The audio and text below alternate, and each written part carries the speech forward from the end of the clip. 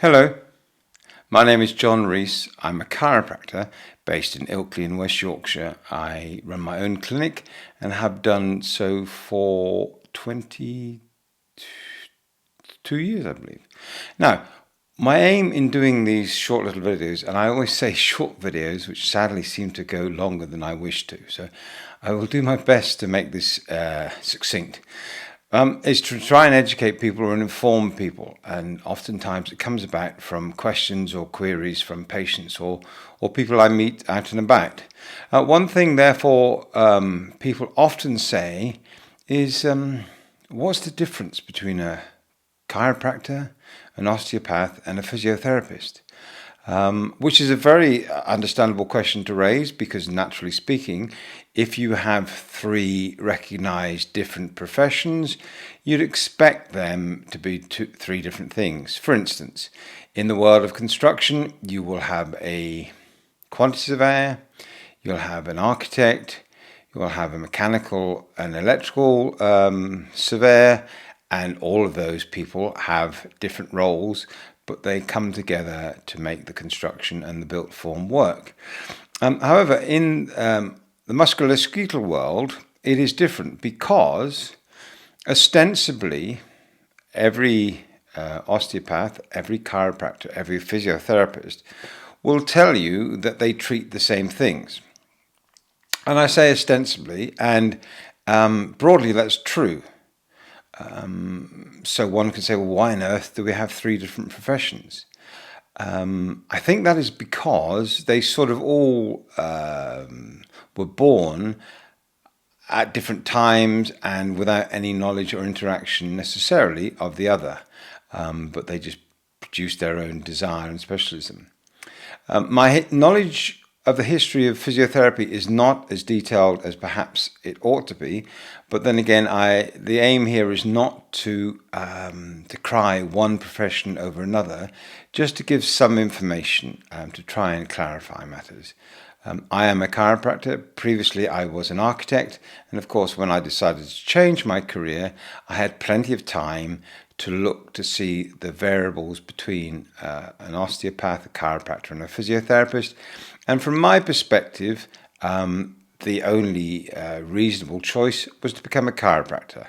I can justify that from the knowledge that one gains, but it's not for me to say here that you should think any less of a good physiotherapist or a good osteopath. So it is believed that Hippocrates, the gentleman from whence we get the Hippocratic Oath, was interested in exercise and physical activity back in, I don't know, is it 400 BC or something like that? And some people will say that that was sort of the origins of physiotherapy.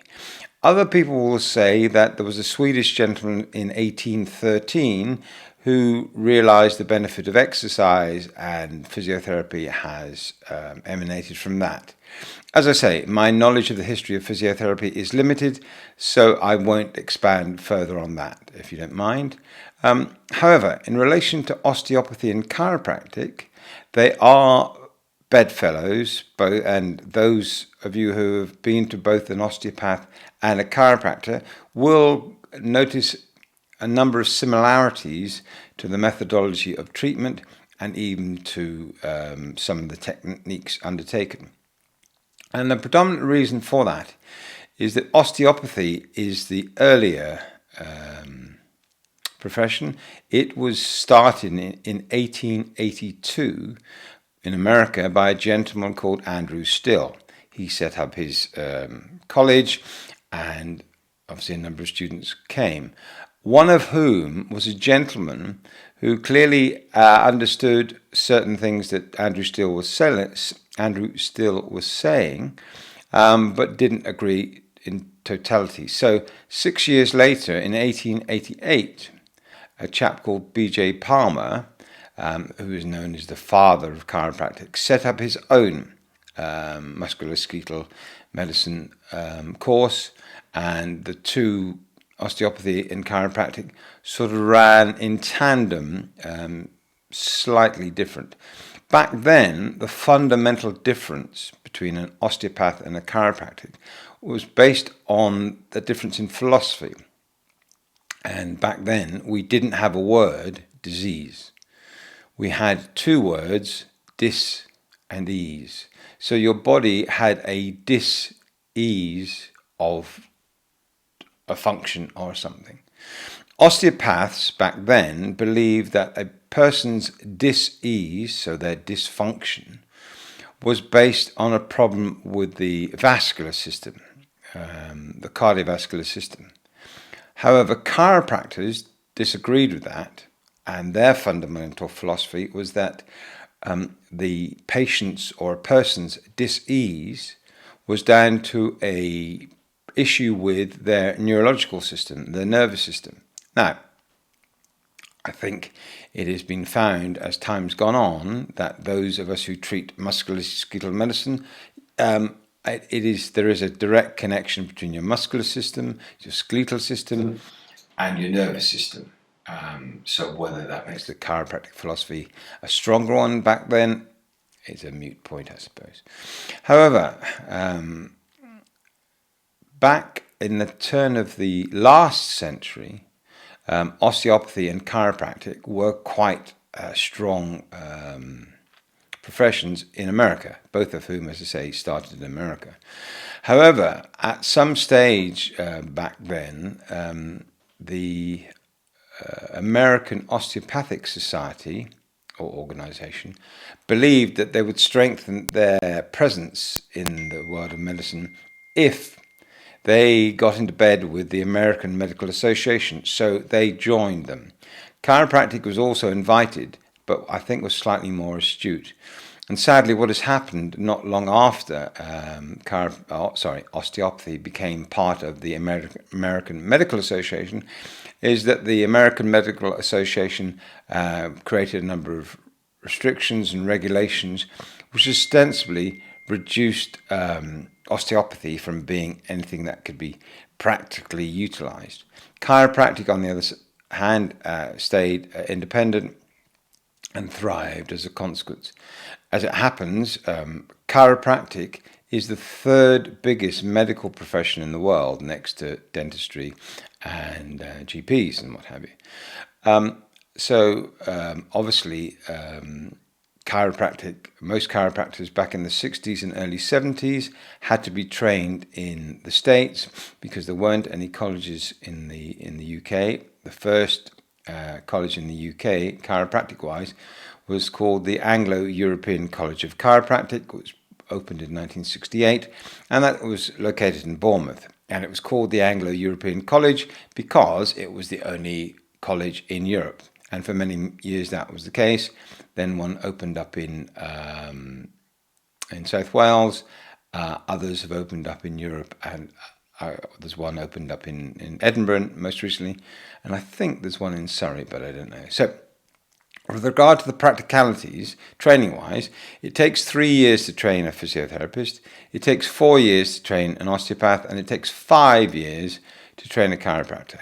Now, when I mentioned that difference to a patient not so long ago, the difference between 4 years for an osteopath and 5 years for a chiropractor, bearing in mind it was the first time they'd met me, and they said, "Oh, is that because chiropractors are thicker than osteopaths?" We didn't get on very well. Anyway, no, it's because it's a more involved course.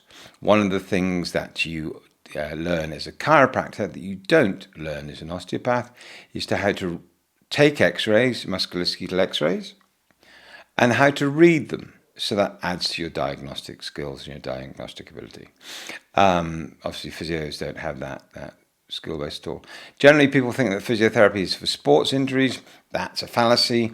If you look around, many of the top international football teams, league football teams like Real Madrid and Manchester United and Manchester City and Chelsea and many others, and Arsenal, the chief musculoskeletal person is a chiropractor. So there is a generic term that someone comes onto the pitch as a physio. That may be the case, but the person who oversees most of that is usually a chiropractor because they have a greater medical knowledge and a greater expertise, in all honesty. And to confirmed that at the Anglo-European College of Chiropractic. As I said, it's a 5-year course. Many physiotherapists already qualified came and joined the course because they wanted to improve their abilities, one presumes, and they were only getting, so they had a 3-year qualification, and they only got exemption from the first year of a 5-year course. So that might give you an indication as the knowledge deficit between a physiotherapist and a chiropractor. And in actual fact, with regard to sporting injuries, the first rehab facility in the world was actually set up by a chiropractor. So although most people will think they should go to see a physiotherapist for a sports injury, a chiropractor can treat the same. Now, in relation to chiropractors and osteopaths, we have a similarity in some of the techniques we use and some of the manipulations we use and adjustments, as we call them. The difference you'll find between an osteopathic treatment room and a chiropractic treatment room, the bench you will lie on in an osteopath is basically a flat plinth with a sort of hole for your nose, whereas a chiropractic bench is a much more sophisticated bench. It moves in certain directions. It allows a greater multiplicity of modalities to be used to assist the treatment of the patient. In relation to all physiotherapists and osteopaths and chiropractors use certain modalities like ultrasound machines. Dry needling is something that you'll find across the board, and all those things like ultrasound, dry needling in particular, are kind of added adjuncts to the basic knowledge and training of a chiropractor, osteopath, or physio. So, and I say this before, and some physios don't like me saying it, but it's down to our training. There is nothing that a physio can do or treat that a chiropractor can't. But there are plenty of things that a chiropractor can do in their treatment methodology that a physiotherapist can't. I've had a number of physiotherapists refer me a patient who they can't improve. Due to the nature of our training, there's never been a situation where you would reciprocate because your knowledge base, with a greater respect, is greater, and that's it. But all that being said, if you as a patient have a good rapport with your physiotherapist or your osteopath, then that's one of the most important things. If there's a great degree of trust there, and a reliance and acceptance of their knowledge and how they're improving your condition, that is fine. So don't believe that I'm trying to dismiss physiotherapists and I'm trying to dismiss osteopaths. I'm not. In honesty, in relation to the public in the round, it would be better if all three professions were amalgamated. But obviously there are 3 different governing bodies. They all have different interests, self-interests, and sadly, that'll never happen. But that wouldn't be the only time that something in the medical world hasn't been undertaken to the benefit of the patient. And in actual fact, you could argue that nearly everything that happens in the medical world outside what I've just been talking about is rarely done for the patient's benefit over and above the self-interests of the clinicians within the system. But let's not go too far down that rabbit hole, as otherwise one might cause unintended offence to certain medical clinicians. One final thing, which is a bit strange, you will hear the term manipulation, and a physiotherapist term definition of manipulation is different to a chiropractor's. We also have a term called mobilization. So when a physiotherapist says they're manipulating, they are, in our terms, only mobilizing. And what mobilizing means basically is wiggling the joint about within a very, very small parameter of its available range of motion. What a manipulation is when you hear what we call the cavitation, where you might hear the clicking sound, which is a bit of gas being released around the joint. That is when you actually affect an increase in the range of motion of a joint. So the degree of movement increases based on the thrust that you put through that joint, which isn't feasible and doesn't happen with a mobilization stroke, what a physio calls a manipulation. So when a physio says they manipulate, and someone says, "Oh, so does a chiropractor." Then, strangely, and this is a needless confusion for patients, it's not the same thing. There is another level of treatment, if you like, in relation to a chiropractor or an osteopath. When an osteopath says manipulation, he or she means the same as a chiropractor. And the reason that a manipulation, so an increase in the range of increase in the range of motion of a joint is very important, is because it allows the musculature associated to that joint to relax, and therefore that facilitates the joint to move even more. But now we're getting into the physiology of and the biomechanics of musculoskeletal treatments, and I wasn't looking to do that. So hopefully this hasn't overrun beyond what I thought. I hope that's clarified things. I just reiterate, please do not think that we're trying to dissuade you from continuing to see your physio or going to physio or an osteopath. We're not. We're just trying to be informative here as to what the difference is between the three professions, generally speaking. Okay. Thank you for your time, and thank you for watching and listening.